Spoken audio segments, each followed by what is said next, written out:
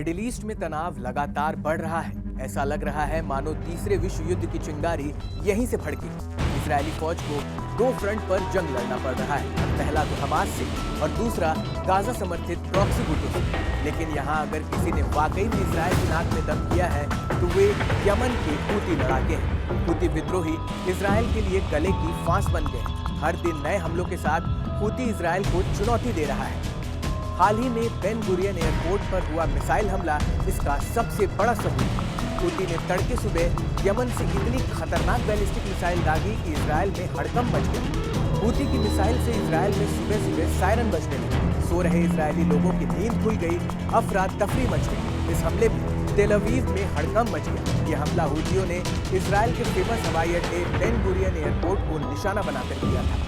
Yemen के Houthi समूह ने इजरायल के बेन गुरियन हवाई अड्डे पर एक नए हाइपरसोनिक बैलिस्टिक मिसाइल हमले की जिम्मेदारी ली, जिसे कथित तौर पर इजरायल की रक्षा प्रणालियों ने रोक दिया। लेकिन हूतियों का दावा है कि इस हमले में बेन गुरियन हवाई अड्डे पर बड़ा नुकसान हुआ है। हालांकि हूती ने इस बात का कोई ठोस सबूत पेश नहीं किया है। शिन्हुआ समाचार एजेंसी के मुताबिक इजरायली रक्षा बलों ने रात सोशल मीडिया पर कहा कि उनकी रक्षा प्रणालियों ने उस मिसाइल को रोक दिया जिसमें पूरे इजरायल में सायरन बजने लगे थे और हवाई यातायात अस्थायी रूप से रुक गया था। हूती सैन्य प्रवक्ता याह्या सारी ने अल मसीरा टीवी पर एक बयान में कहा कि ये मिसाइल हमला गाजा में गिरे फिलिस्तीनी लोगों के समर्थन में था। हूतियों द्वारा किया गया ये दूसरा मिसाइल हमला था जिसे कथित तौर पर इजरायल ने रोक दिया। इस महीने में हूतियों का इजरायल पर ये 7वां मिसाइल हमला है।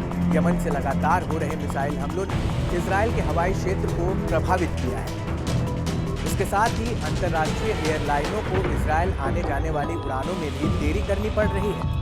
सवाल यह है कि आखिर हूती इतने आक्रामक क्यों हो रहे हैं। विशेषज्ञों का मानना है कि हूतियों को ईरान का समर्थन मिलता है, जिससे उन्हें हथियार, तकनीक और फंडिंग मुहैया हो रही है। हूतियों की नई बैलिस्टिक मिसाइल और ड्रोन तकनीक इस बात का ताज़ा सबूत है। और अब तो हूती के पास ऐसे हथियार हैं जिसे इजरायल की डिफेंस सिस्टम पकड़ने में भी नाकाम साबित हो रही है।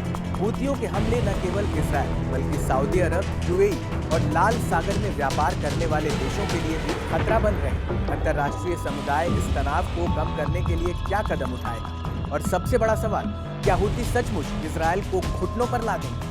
इस वीडियो पर अपनी राय को कमेंट सेक्शन में जरूर लिखिएगा। देश और दुनिया की हर बड़ी खबर के लिए जुड़े रहिए कड़क के साथ।